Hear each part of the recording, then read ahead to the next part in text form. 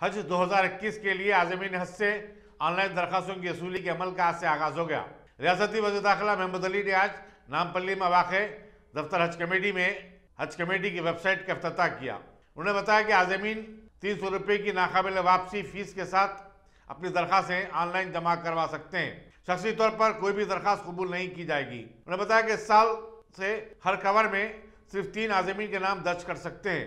पहले 5 आज़मीन के नाम दर्ज करवाने की सहूलत थी। उन्होंने बताया कि आज़मीन हज के लिए IT रिटर्न दाखिल करने का लुज़ूम भी आयद किया गया है, जबकि बैंक में दरखास्त गुजार का अपना अकाउंट और पैन कार्ड भी होना जरूरी होगा।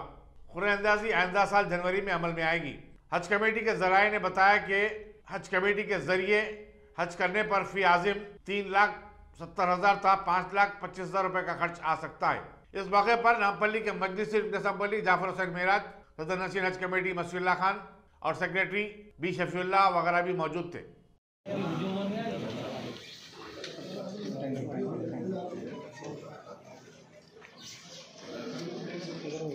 एप्लीकेंट्स के लिए दिया गया है। इस साल तकरीबन चीज़ों में आपको देख सकते हैं, खासकर कोटे में भी जो 5,000 का जो था उसको आधा कर दिया जाएगा और जो दिन जो 45 डेज रहते थे उसको भी 30 से 35 दिन का दिया गया है। और ख़ासकर एज में आप एबो 18 ईयर्स के नहीं जा सकते, बिलो 65 ईयर्स एंड एबो 18 ईयर्स का आदमी हज के लिए एप्लीकेबल है। और आज तेलंगाना स्टेट हज कमेटी की जानिब से, बल्कि पूरे हिंदुस्तान में कहीं भी नहीं है एप्लीकेशन फॉर्म्स भरने का, सिर्फ और सिर्फ हज कमेटी की जानिब से एक ही है वाहिद तेलंगाना में, जो कि हज हाउस में, जो कि पूरा स्टाफ फ्री ऑफ कॉस्ट यहाँ रहकर उन लोगों को मदद करता है और पूरा एप्लीकेशन फॉर्म ऑनलाइन करके देने की जिम्मेदारी हमारी है। और आपको जितने भी एप्लीकेंट्स हैं मैं उनसे गुजारिश करता हूँ कि उनके ही बैंक अकाउंट से उनका अकाउंट में दिया जाएगा, रकम दी जाएगी।